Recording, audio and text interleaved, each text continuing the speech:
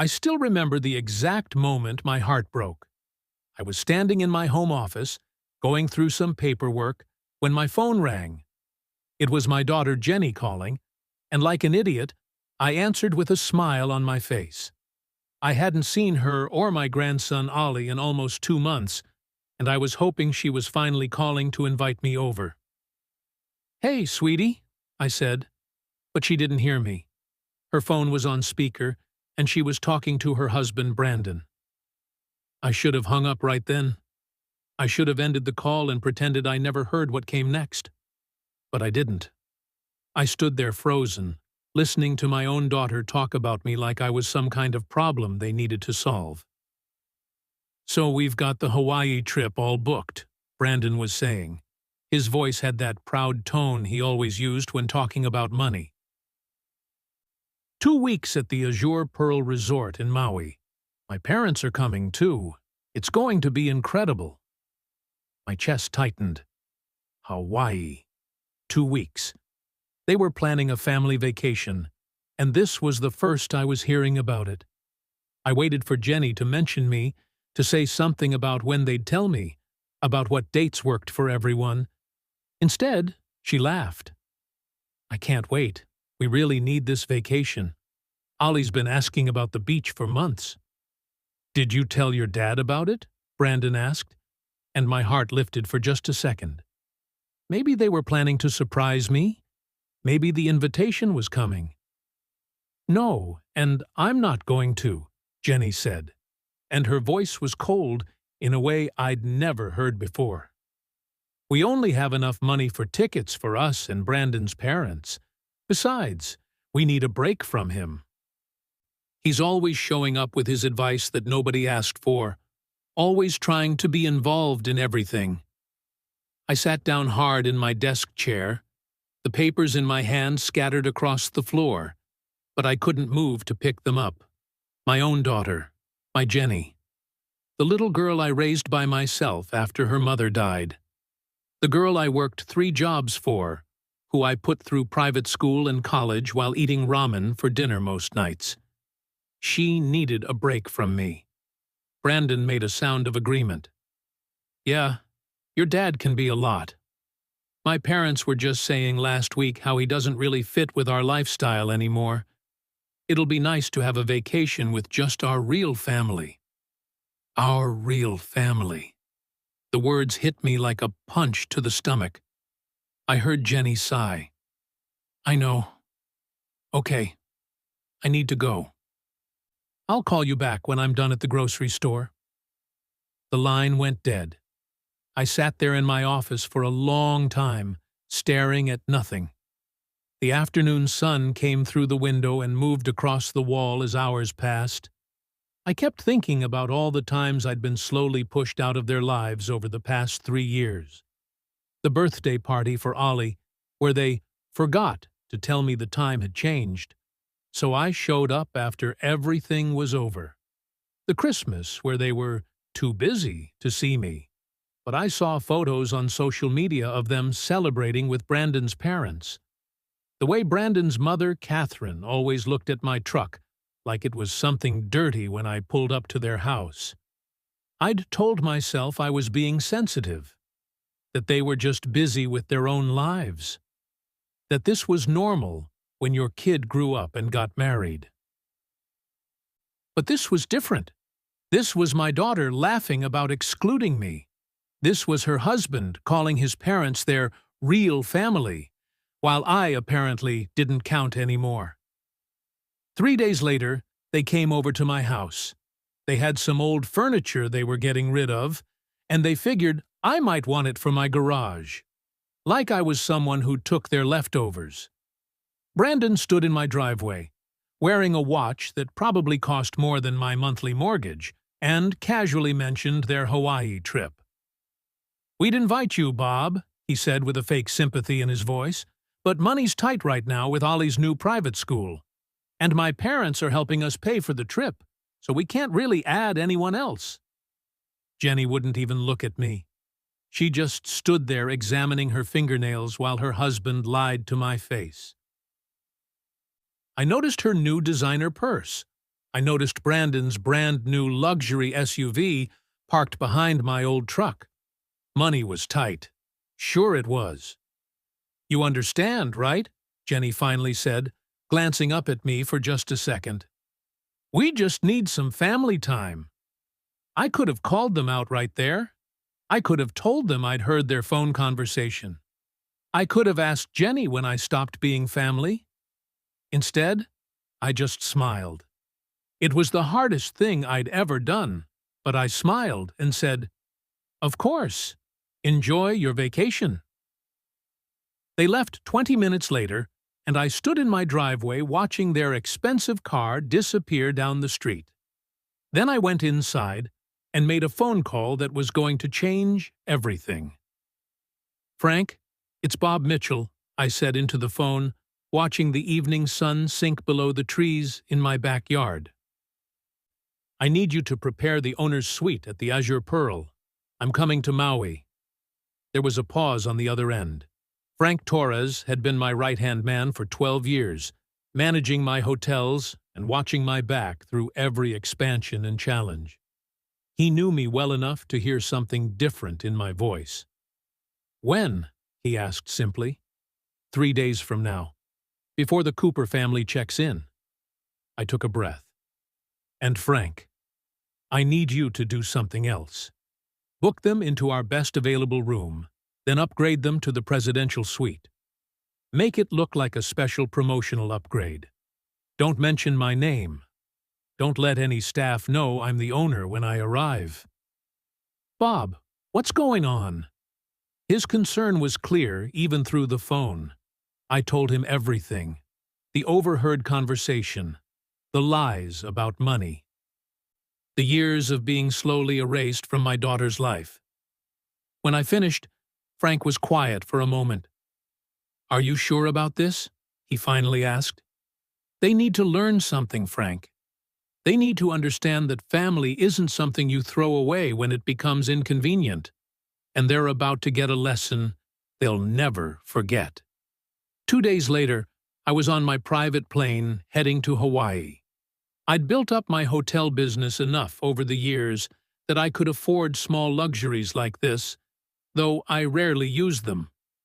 As we flew over the ocean, I found myself thinking about the past, about how I'd gotten here. 15 years ago, I was a front desk clerk at a cheap hotel, working night shifts while Jenny slept at home with a babysitter I could barely afford. My wife had died from cancer, leaving me with a 6-year-old daughter and medical bills that would take years to pay off. I remember standing at that front desk at 3 a.m, so tired I could barely see straight, thinking about how I was going to pay for Jenny's school supplies. But I'd worked my way up. Assistant manager. Then manager. Then I'd saved enough to buy a small, struggling hotel and turn it around. Then another. Then another. 5 hotels now, scattered across the country, each one successful. The Azure Pearl in Maui was my newest, my pride and joy. I'd opened it 6 months ago under a management company name to keep my ownership private. It was a beautiful property, right on the beach, with 200 rooms and every luxury you could imagine. And my daughter had chosen it for her vacation. The vacation she didn't want me on. The plane landed in Maui just after sunset. Frank met me at the private terminal, and we drove to the resort through the back entrance. The Azure Pearl looked stunning in the evening light, all white stone and tropical plants, with the ocean stretching out beyond it like a dark mirror. "The presidential suite is ready for the Cooper family," Frank said, as we walked through the employee corridors. "They check in tomorrow afternoon. I've briefed the staff on the upgrade protocol. As far as they know, it's just good customer service. And my villa? Ready and waiting. Complete privacy, just like you wanted." The owner's villa was separate from the main resort, hidden behind a wall of palm trees and tropical flowers. It had its own entrance, its own small pool, and a view of the ocean that took my breath away every time. This was my retreat, the place I came when I needed to think or just get away from everything.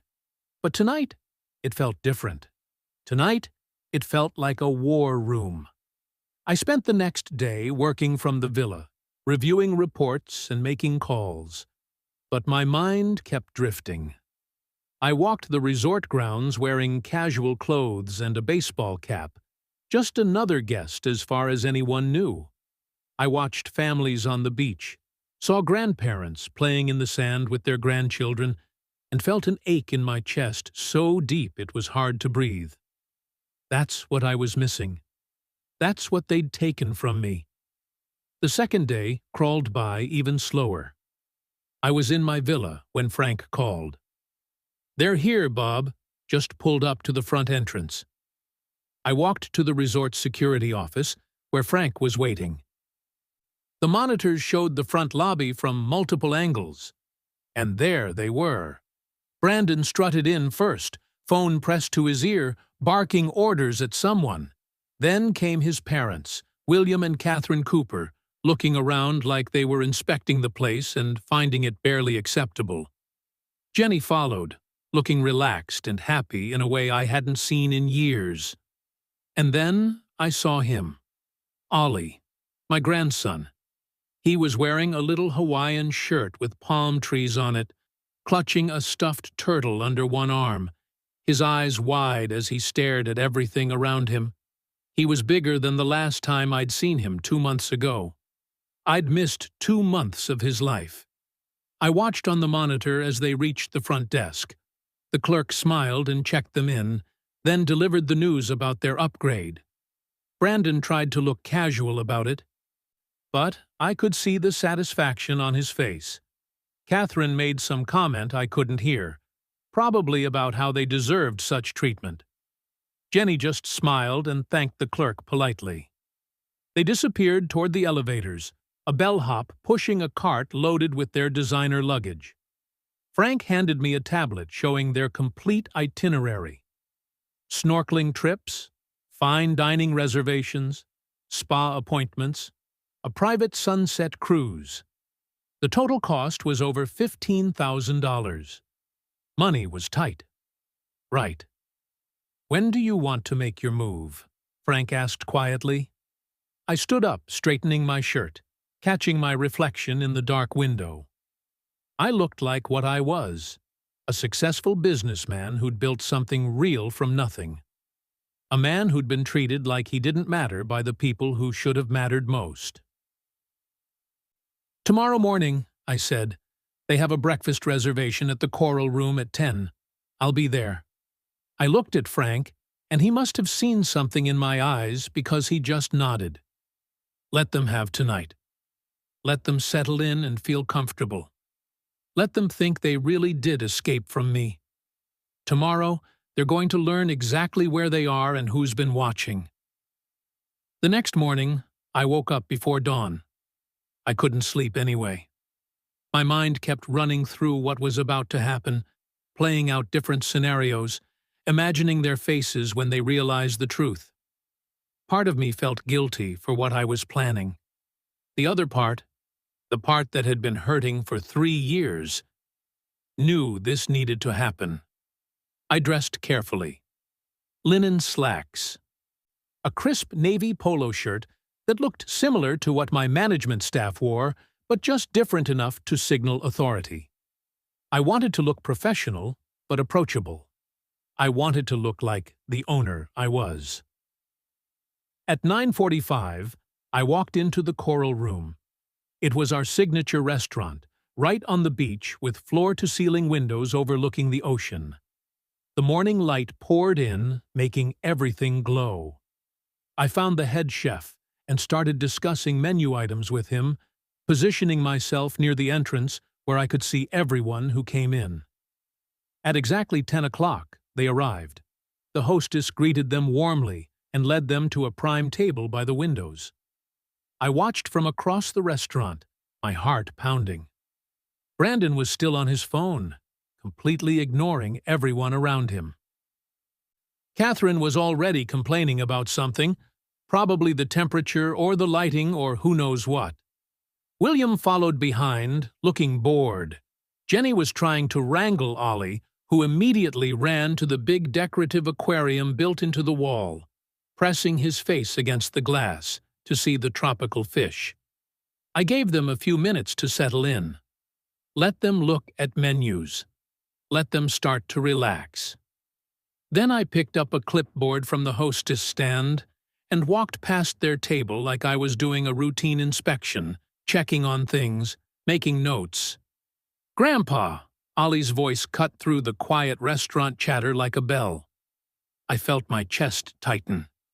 The little boy scrambled out of his chair and ran straight to me, his small arms wrapping around my legs. "Grandpa, what are you doing here?" I knelt down to his level, and for a moment, everything else disappeared. Just me and my grandson, who was so happy to see me, he was practically bouncing. "Hey, buddy," I said, hugging him tight. "I'm here for work. What a surprise seeing you." Then I looked up at the table. Jenny's fork clattered against her plate, the sound impossibly loud in the suddenly quiet room. Brandon's phone slipped from his hand onto the table. Catherine's mouth fell open like a fish. William choked on his coffee, coughing and sputtering. The four of them just stared at me like I was a ghost. I stood up slowly, keeping my hand on Ollie's shoulder. Brandon recovered first, jumping to his feet with this fake laugh that sounded almost panicked. "Bob, this is crazy! What are you doing in Maui?" He was trying to sound casual, but his voice cracked on the last word. Jenny stood up too, her face flushing red. "Dad, this is... We didn't know you'd be here. Are you staying at this hotel?" Before I could answer, Frank appeared at exactly the right moment. We'd timed this perfectly. He walked up to me with a tablet in his hand, speaking loud enough for nearby tables to hear. "Mr. Mitchell, the contractor needs your signature on the renovation plans for the West Wing. And the general manager from our Cabo property is on the phone about the quarterly reports." I watched the color drain from Brandon's face. "Mr. Mitchell," he repeated slowly. "Work here? What does he mean? Your signature?" The moment had arrived. I looked at my daughter, really looked at her, and for the first time in 3 years, I had her complete attention. Her eyes were wide, and I could see her mind working, putting pieces together. Understanding dawning like a sunrise. "I own this resort, Jenny," I said quietly. "I own the Azure Pearl. I've owned it since it opened 6 months ago." Catherine made a strangled sound like someone had punched her in the stomach. William stood up so fast his chair tipped backward, clattering against the floor. Brandon just stood there with his mouth opening and closing, no words coming out. Other guests were watching now, sensing drama, probably thinking this was better than any show they could watch on TV. Jenny didn't move, she just stared at me, and I watched realization crash over her like a wave.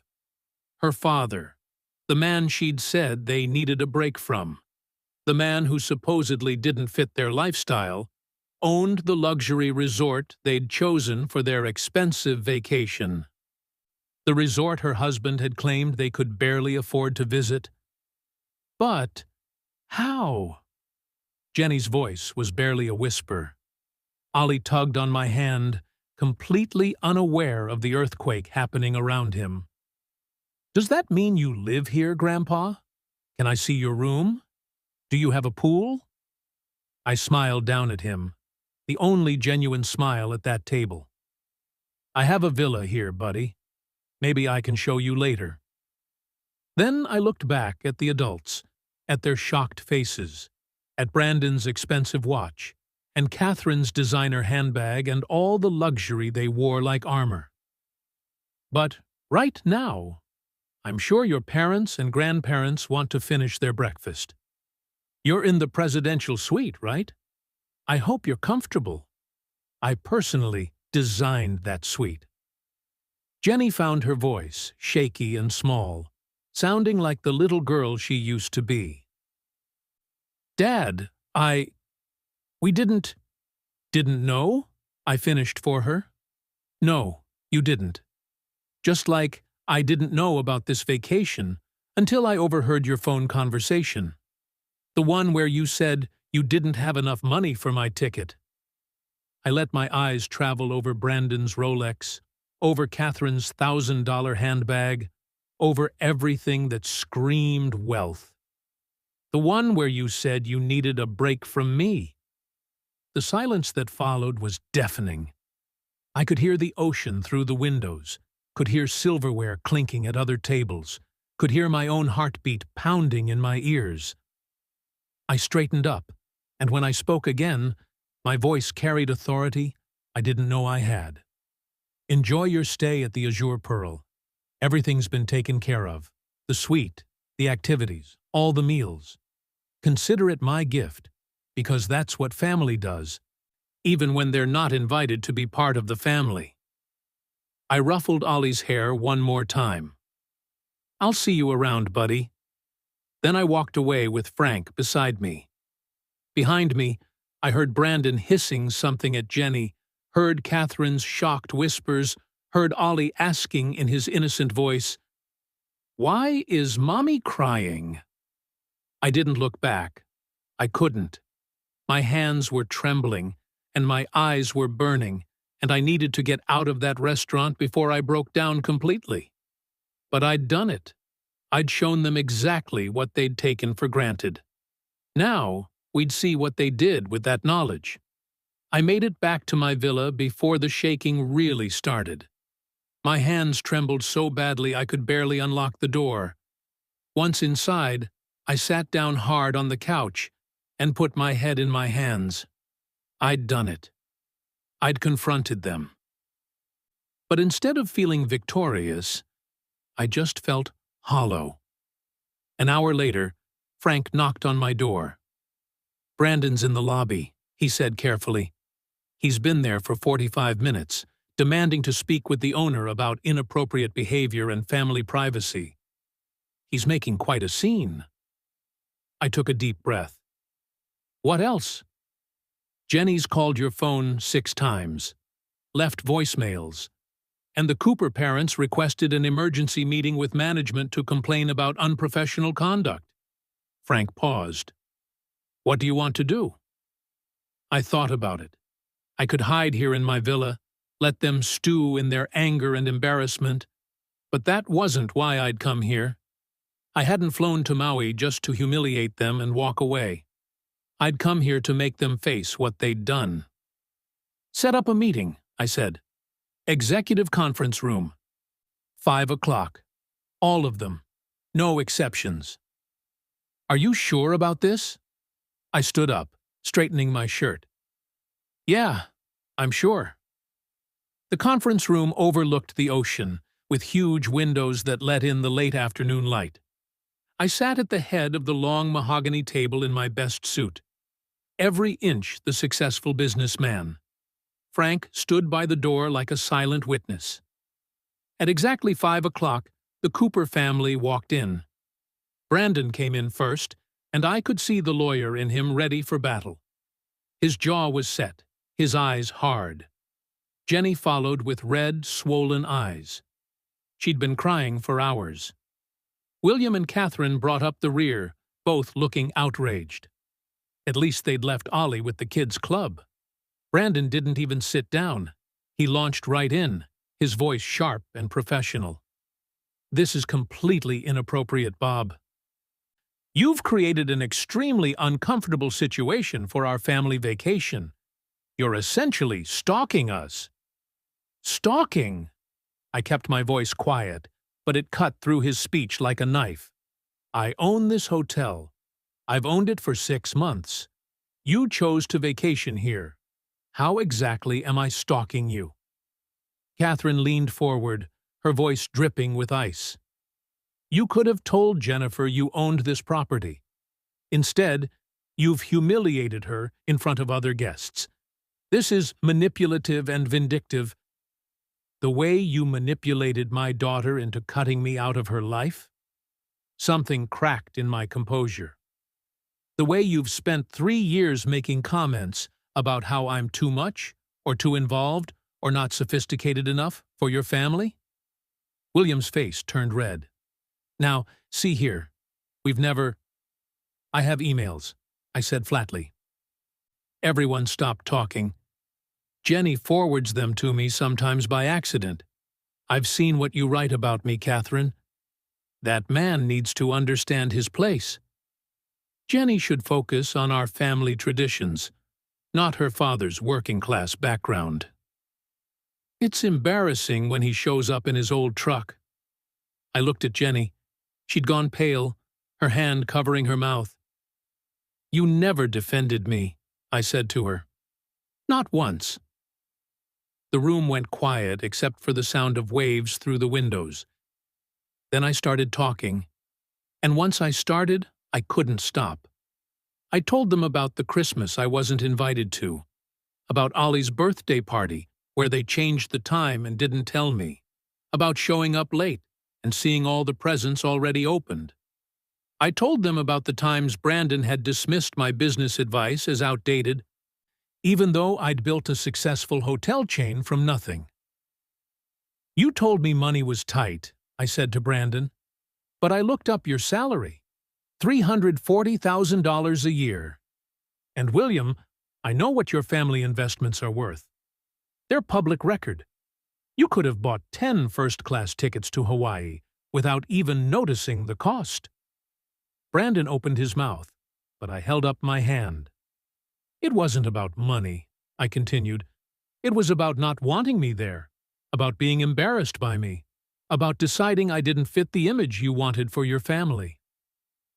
Jenny was crying now, really crying, her shoulders shaking. Dad, I'm so sorry. I don't know what happened.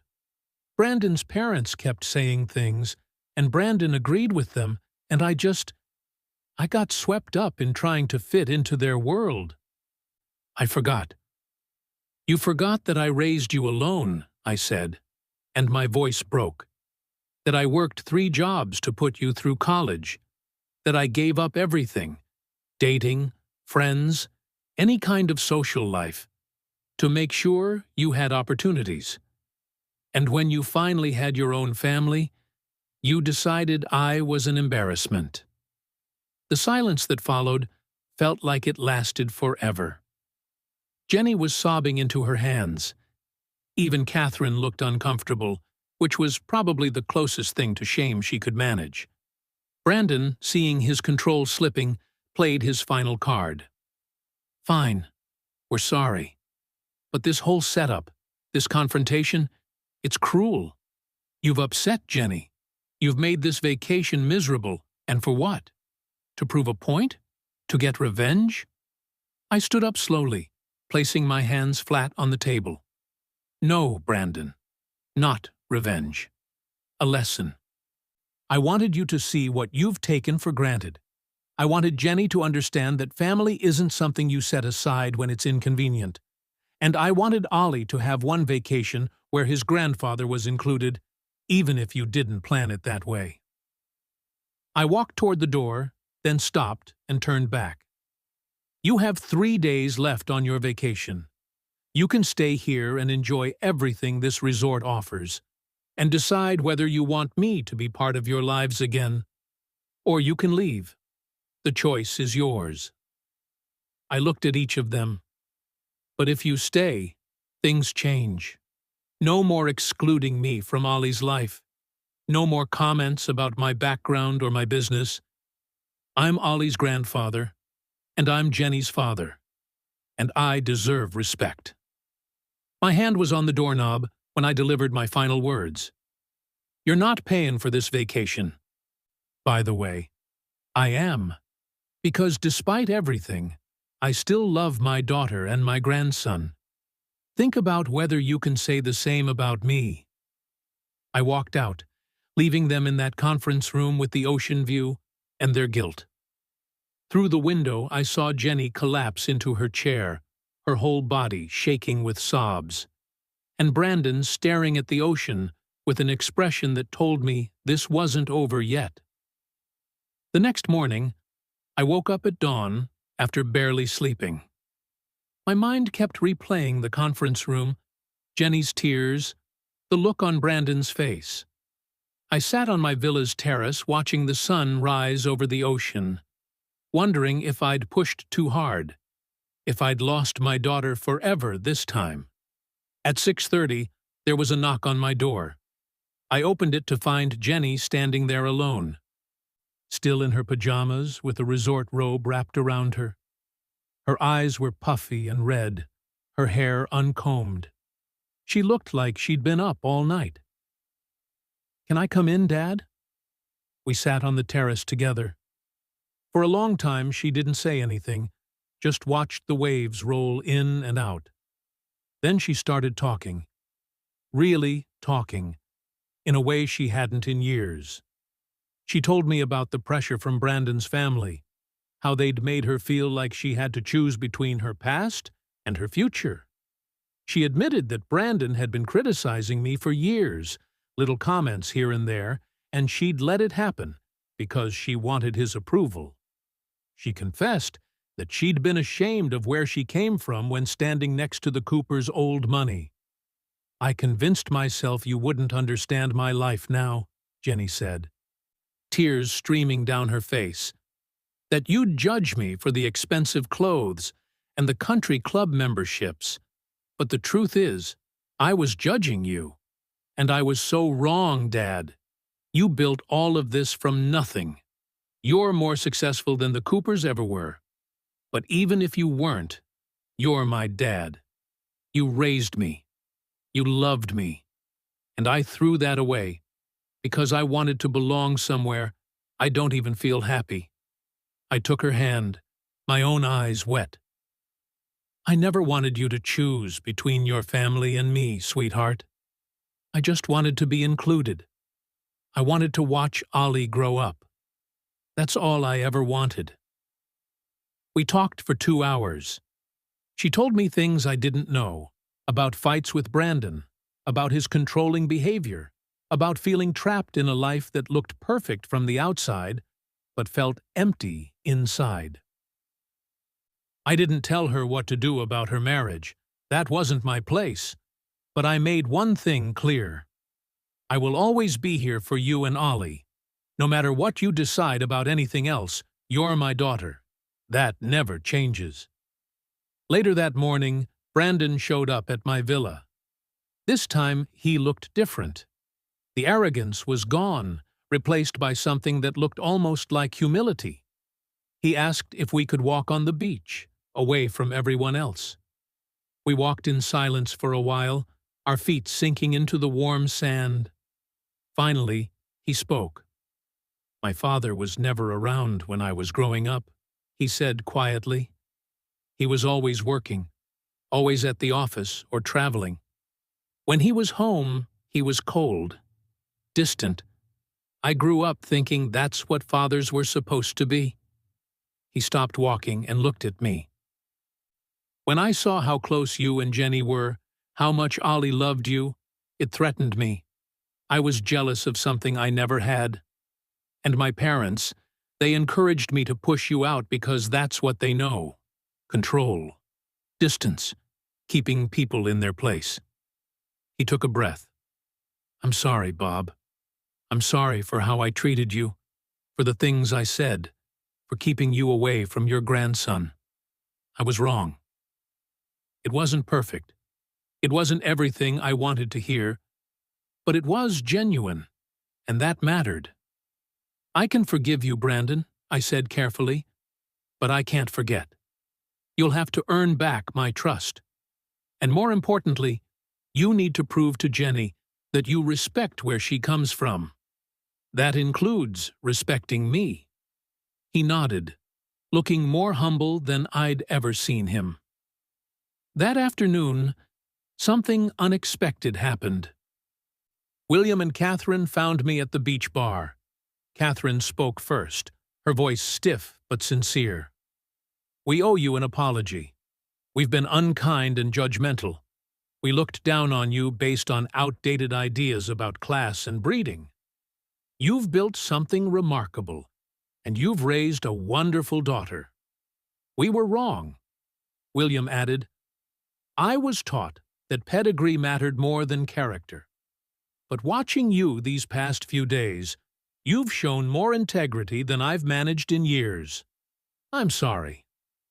I accepted their apology, but kept my guard up. What matters most is that you stop trying to separate me from my grandson. If we're moving forward, Ollie needs to know both sides of his family. They agreed. That evening, I arranged a private dinner on the beach. Just me, Jenny, Brandon, and Ollie. Tiki torches lit the sand, and we ate together as the sun set. Ollie chattered happily about the fish he'd seen while snorkeling, about the sandcastle he'd built that afternoon, about everything and nothing. After dinner, Jenny pulled me aside. "Thank you, Dad, for not giving up on me, even when I gave up on you." I hugged my daughter tight, holding her like I did when she was little. "I could never give up on you, Jenny. You're my whole world, you and Ollie." As we walked back toward the resort, Ollie ran ahead, laughing and chasing hermit crabs in the sand. Brandon walked beside me and said quietly, "I'm going to do better. I promise." "I'm going to hold you to that," I replied. Later that night, I stood on my villa terrace. Frank joined me with 2 glasses of whiskey. "How are you feeling?" he asked. I thought about the pain of the past 3 years, about the confrontation, about the tentative reconciliation. "Like I've got my family back," I said finally. "It won't be perfect. There's still work to do. But Jenny's talking about bringing Ollie to visit next month. That's a start." Frank raised his glass. "To family. The one you're born with, and the one you choose." We toasted and drank, watching the moonlight dance on the ocean.